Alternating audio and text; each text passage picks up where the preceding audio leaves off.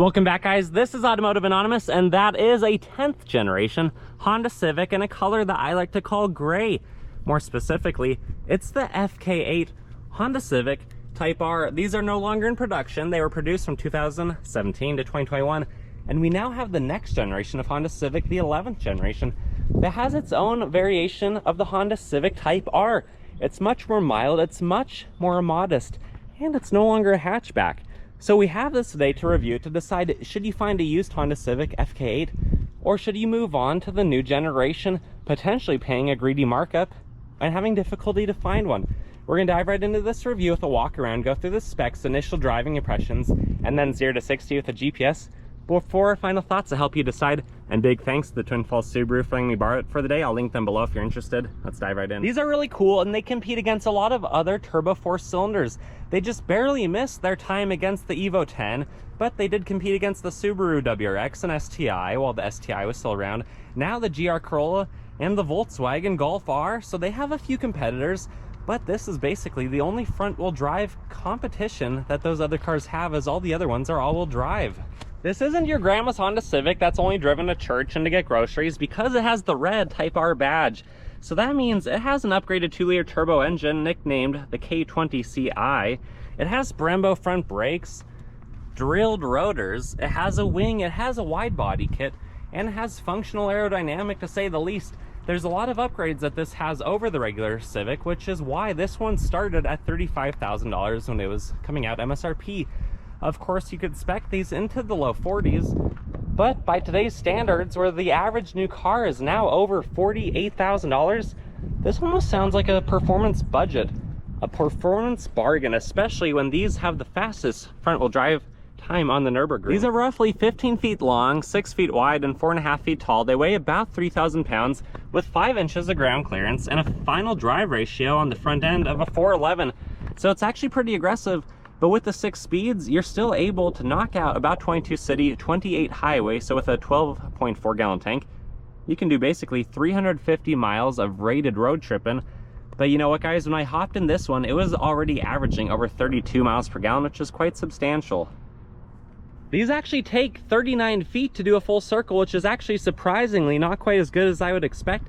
But when you're powering the same wheels that are your turning wheels, and that's all you have powered for being a front-wheel drive vehicle, it's basically what you can expect. For comparison, my Mazda Miata can do a full circle in 30 feet, and a Subaru Forester can do a full circle in 35 feet. This, again, takes 39 feet. It also carries 62% of its weight over the front wheels and only 38% over the rear. Can you tell any of this while you're driving it? No, absolutely not. This thing's planted. The rear even will step out sometimes, and it feels fantastic driving it. From the factory, these come with the 245/30/20 Honda labeled rim, but these ones are obviously aftermarket. It's a 265/35/18, and it's on a forged wheel, which looks really good.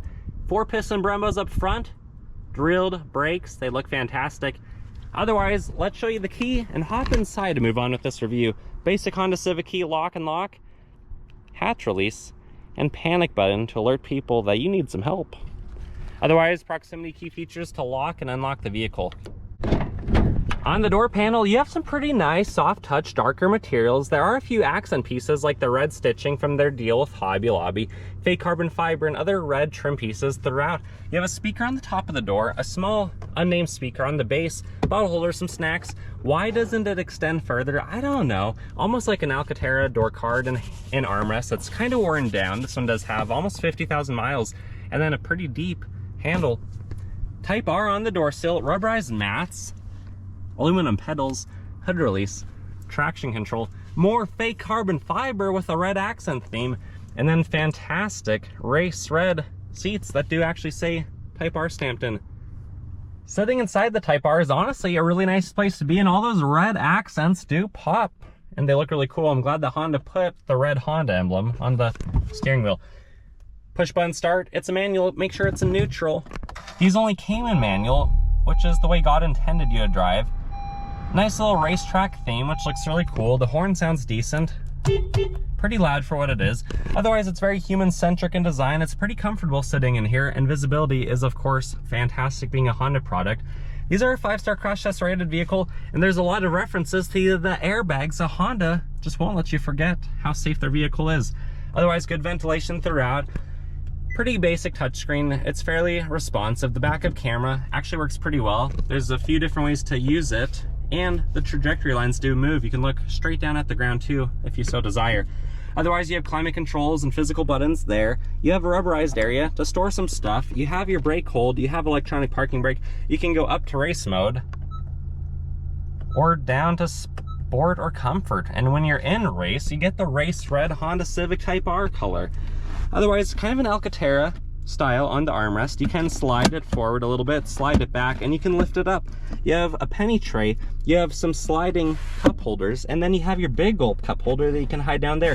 When you slide this forward, you have a little bit more storage down there, which is pretty nice to have. Up top, just a basic rear view mirror. It looks pretty good going through the cabin, through the center, but you do see the wing in the back. Incandescent lighting, and speakers for Bluetooth and stuff. Let's turn it off, hop in the back seats, and see how we fit back there. The back door panel shares a lot of the same design language, although instead of like an Alcantara, it's more of just a cloth and cloth on the door handle. Look how small that baby-sized pocket is, little speaker right there. Everything back here is about saving weight and being driver focused. What do I mean? Well, it's a big cloth bench seat. You still get the red seat belt. 60-40 split. You'll notice that the headrest does not move. It does not adjust. Some weight savings comes in right there, and then it lays almost flat. There's your child tethers. But I'm 5'11", sitting behind myself. I also don't have a map pocket. I'm really comfortable. I have a few inches in front of my knees, but no map pocket, because they don't want there to be a backseat driver in the Type R. They also don't want you to bring a 5th person. And there's no center armrest. It's kind of snug back here with all the dark materials, but I'm cozy, I'm comfortable, and I'm ready to be chauffeured and to go for a fun drive. Otherwise, let's go around and show you the back of the Type R is what a lot of people are gonna see. It's not a power liftgate. You can either unlock it from the remote or from inside the car or by pushing the button. We're gonna open it this way. The shocks do a good job of lifting, and you have 25 cubic feet of room back here. If you drop the seats forward, you have about 46, so it's pretty capable. And it's a low loading floor, so you can fit some stuff down here pretty well. It does have a privacy shade that's just built in, pretty cool design. And then no spare tire under here. You just have a fix-a-flat kit and some room for your tools. What are you guys gonna hide under there? Comment that below, of course. And we're gonna lower the hatch and move on. The passenger side looks identical to the driver's side in the rear. No surprises back here. You still don't have a map pocket. Nothing on the door sill. And then this is the slightly lighter weight 20 split. Proximity key features also for whoever is riding shotgun.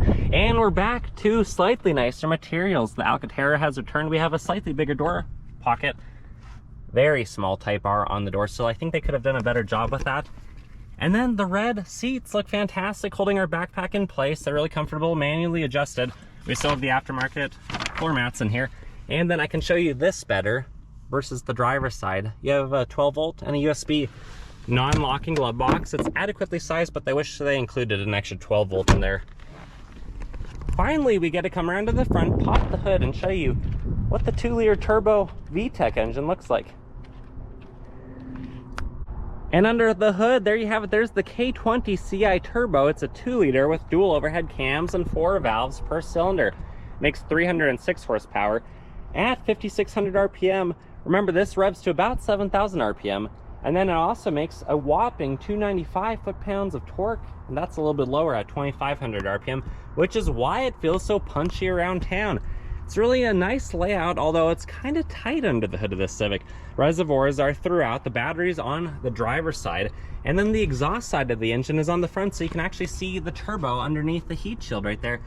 It is a front-wheel drive platform, so the serpentine belt is on this side, on the passenger side, as it's transversely mounted. But it looks really good. Of course, there's race red Type R under the hood on the cover. Let's drop the hood.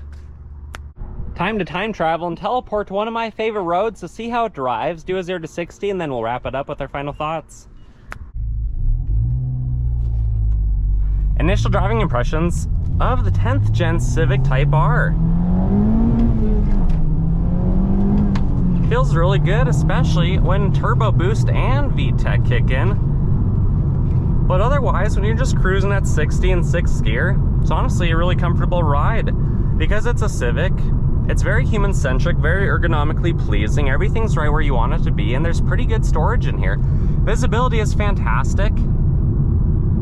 You can see where you're going. The A-pillars are pretty thin. The backpack's having a good time, enjoying the red Type R seat.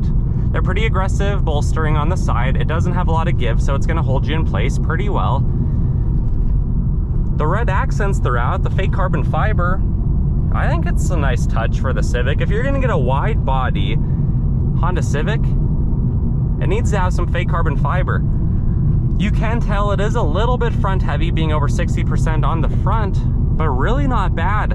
They say this is the fastest front-wheel drive car around the Nürburgring, for what that's worth. We don't drive on the Nürburgring. We drive on public streets in the country, through the city, things like that. But it handles exceptionally well. I don't know that it handles quite as well on the corners as my 23 Miata Club, but this handles so much better than most other cars, even a lot of rear-wheel drive cars. What's kind of funny is a few weeks ago I drove a V8 LS4 Monte Carlo SS. It's kind of crazy how much better the Japanese engineering in this modern Honda Civic is compared to that. They're both very front heavy. They both make just over 300 horsepower, but this one does it so much better. It can actually take a corner. It's easy to downshift. The shifter is pretty short throw. Sometimes you almost wonder if it went into gear. I'm used to a short throw shifter on my Miata, and this one does a really good job. Because it's just a little 2-liter, engine braking is not fantastic. There's not a lot of rotational mass to slow you down, but it does really well.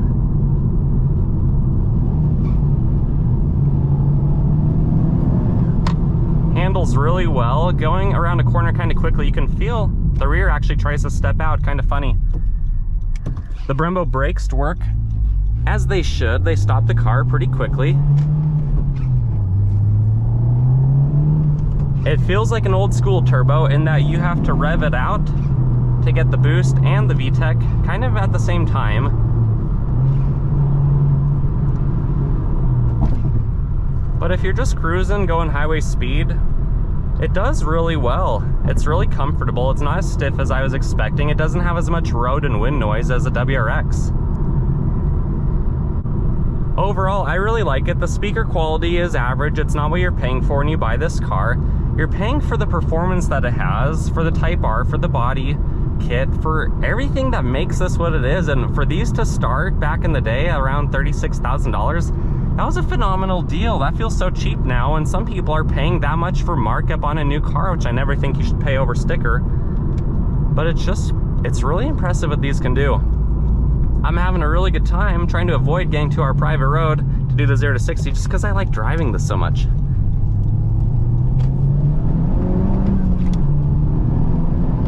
Even if you short shift it, it does really well.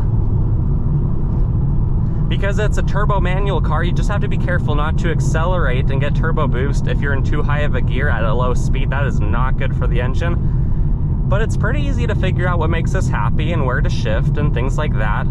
You know, they're about 15 feet long, 5 inches of ground clearance. I haven't found myself having to take some awkward turns, awkward angles for very many dips, potholes, speed bumps, things like that. It seems to just do a really good job with its ground clearance, and it's less than 9-foot wheelbase. Only weighs about 3,000 pounds, and you can feel it's very tossable, very lightweight, but very stable because of that wheelbase. I'm honestly really impressed. I'm having a really good time driving this, and I know you guys want to see how fast it is, 0 to 60, so let's hop to our private road and we'll do that. 0 to 60 in the Type R. We are in race mode, traction controls off. Keep in mind density altitude's over 6,500 feet. So even though it's turbocharged, it's still compressing less oxygen dense air, and it's down on power over 10%. I'll verbalize the true 0 to 60, and then the bottom left of the GPS graph will show without the photo of rollout. Let's go.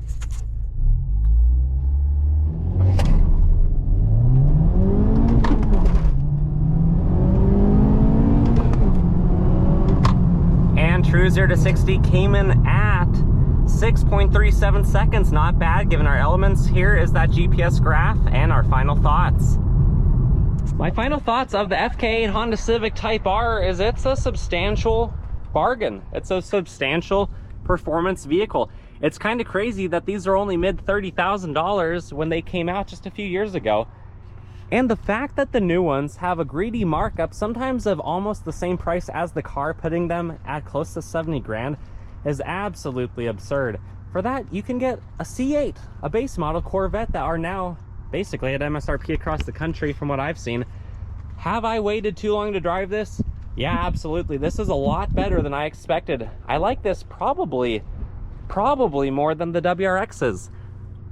You almost don't miss that it's not all-wheel drive. It handles, in my opinion, just as good as any of those cars, an Evo 10 I drove a few years ago, and a lot of other things. This really does quite well.